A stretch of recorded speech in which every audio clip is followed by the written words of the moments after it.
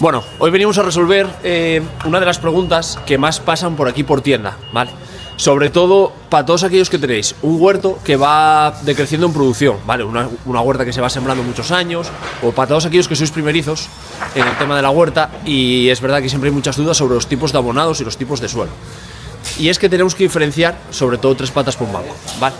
Vamos a hablar de tres aspectos fundamentales en el suelo de los huertos, ¿vale? Vamos a hablar de materia orgánica, vamos a hablar del pH y vamos a hablar de los abonados, y para eso nos vamos a apoyar hoy en la Huertopedia, ¿vale? Esta es una herramienta que tenemos desarrollada para nuestros trabajadores y la utilizamos muchísimas veces, sobre todo para apoyarnos en las explicaciones, o cuando tenemos que hablar de algo un poco más concreto, pues siempre tenemos aquí la información un poco estructurada y sintetizada, ¿vale? En este caso, cuando tenemos una huerta que decrece en producción, por los años, porque la tierra se va agotando y demás.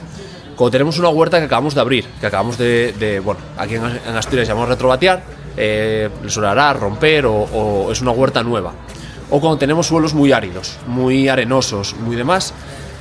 ¿Qué tres factores claves tenemos que tener en cuenta en nuestro huerto? ¿Vale? En este caso vamos a hablar, primeramente, de la materia orgánica, ¿vale? La materia orgánica son todos los microorganismos, o sea, son toda la estructura del suelo que hace que la tierra sea esponjosa, que esté suelta. La materia orgánica sobre todo viene dada en el humus del lombriz, viene estructurada también en los cuchos que llevamos aquí en Asturias, pero son los estiércoles, y sobre todo nos aportan todos esa parte viva, esos microorganismos, que la tierra nos hace quedar esponjosa, quedar oscura y hacer ese manto marrón esponjoso que tocamos, y sobre todo cuando tenemos un saco de tierra acolchamos. Una tierra pobre en materia orgánica nos va a hacer que la planta se enraice muy mal, se adapte muy mal a la huerta, y sobre todo no tengamos desarrollo y crecimiento, ¿vale? Siempre que hablamos de la importancia de la materia orgánica, pues hablamos de la mejora de la estructura en el suelo, favorece la retención y la disponibilidad de nutrientes, ¿vale? Una tierra muy árida no consigue trasladar bien los nutrientes de los abonos, fomenta la actividad biológica del suelo, eso se ve muy claro. Cuando tenemos una tierra y tenemos bien orugas, tenemos gusanillos, tenemos y demás, siempre ayuda, nos indica que la tierra está viva, ¿vale?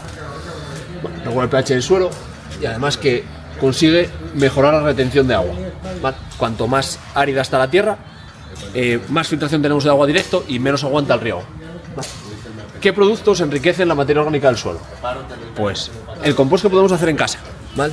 Todo el tema de las compostadoras, todo el tema del compost o compost orgánico que compremos o que hagamos en nuestra casa, siempre nos va a ayudar a que la materia orgánica de nuestra huerta sea la adecuada, ¿vale? El estiércol de los animales, importantísimo, y un tema de debate muy interesante. Siempre hablamos de que los mejores estiércoles de más calidad tienen que ser estiércoles curados, ¿vale? Para que no nos traigan plagas. Normalmente recomendamos un año de curación.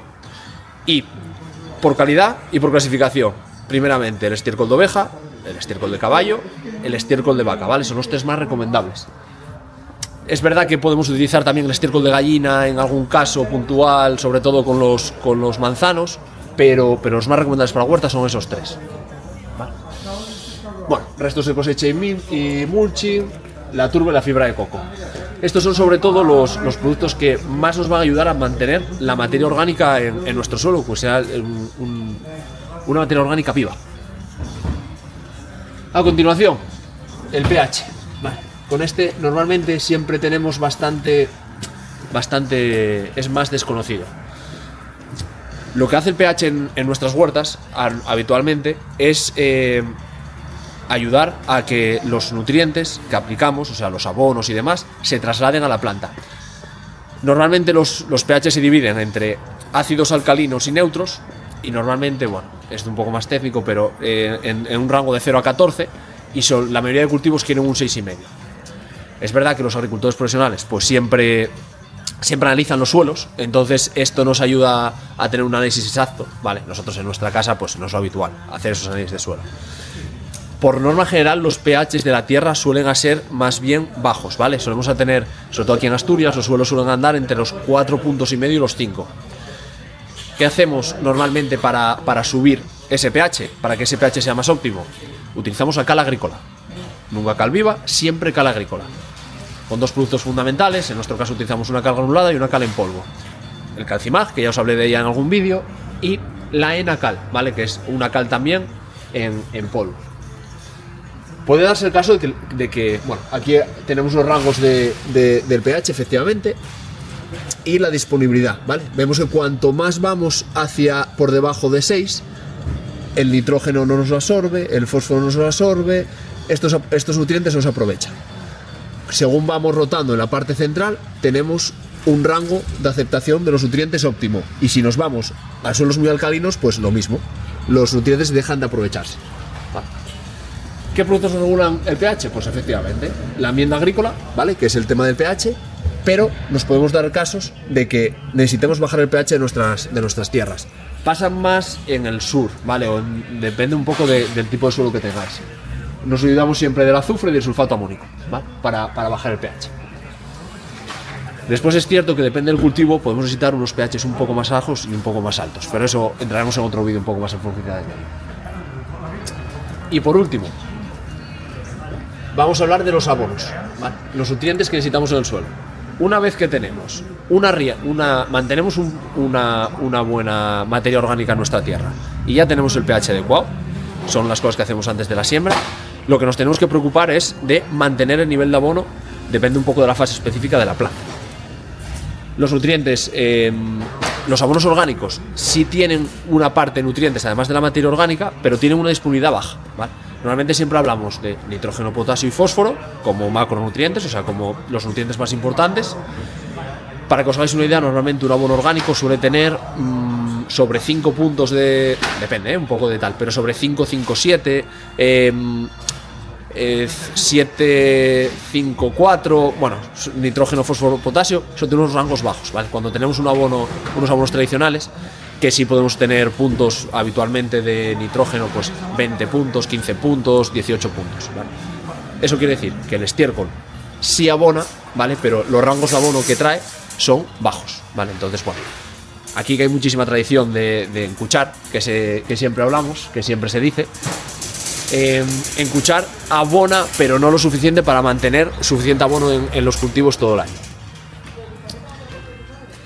Hablamos efectivamente del nitrógeno, del potasio y del fósforo, ¿vale? Hablamos también de unos rangos de nutrientes que son auxiliares, pero son menos importantes, como son el magnesio, el calcio y el azufre. Y por último los micronutrientes, que son el hierro, el magnesio, el cobre, el boro y demás, ¿vale? Tampoco quiero entrar muy en detalle con esto. Entraremos en otro vídeo, pues si queréis, si me vais comentando y demás, o si crea interés, pues explicamos un poco más todos los micronutrientes, macronutrientes en algún vídeo. Para mí es más importante que entendáis que depende de la fase de la planta, cuando las plantas necesitan unos requerimientos nutritivos diferentes en cada fase. No es lo mismo la fase de crecimiento de la planta, cuando la planta empieza a hacer el desarrollo vegetativo, cuando echa las hojas verdes. Cuando la planta se trasplanta, ¿vale? Necesita otro tipo de abono diferente. Y cuando la planta florece o produce. Normalmente solemos utilizar, básicamente, abonos muy nitrogenados en la primera fase inicial, cuando necesitamos esa fase de desarrollo y crecimiento.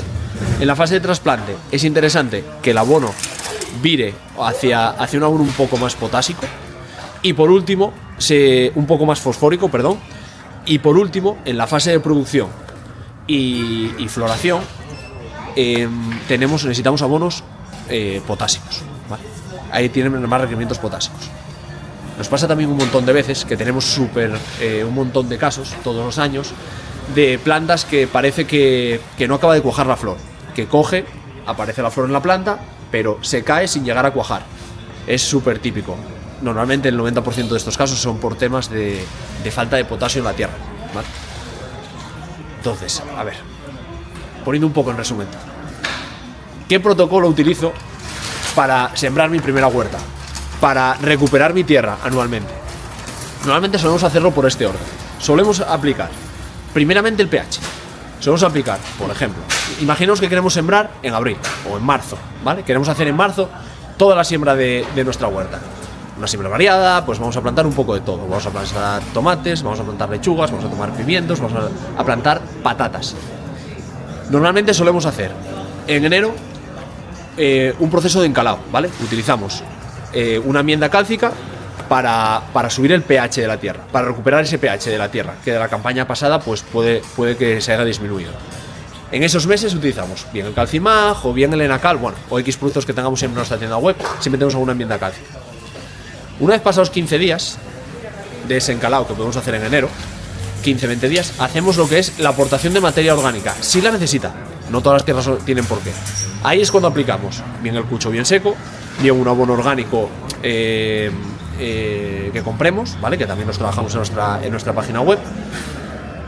Y una vez he cuchado y bien calada esa tierra, por último, en el momento del trasplante o en el momento de traspasar esas plantitas ya hacia la huerta, es el momento donde empezamos a abonar, ¿vale? Podemos abonar bien con abonos químicos, con abonos tradicionales, hay diferentes tipos de abonos y después depende un poco del cultivo que trabajemos. Estas son las 3 patas que si se nos desregulan podemos tener unos cultivos un poco deficientes. Y es una de las consultas que más tenemos todos los años. Es un vídeo un poco largo, es una explicación un poco costosa, pero es este equilibrio entre estos 3 factores son la clave para tener un huerto espectacular, sin duda ninguna. Entonces nada, si queréis más vídeos explicando cosas de la huerta, explicándonos un poco aquí, apoyándonos con la Huertopedia, que siempre la utilizamos un montón en las tiendas sobre todo, o si necesitáis alguna duda más sobre huerta, jardín, árboles, lo que necesitéis, sabéis dónde estamos. Comentar, aceptamos sugerencias para futuros vídeos y como siempre, ¿dónde nos vamos a ver? Pues donde siempre, en ellago.com.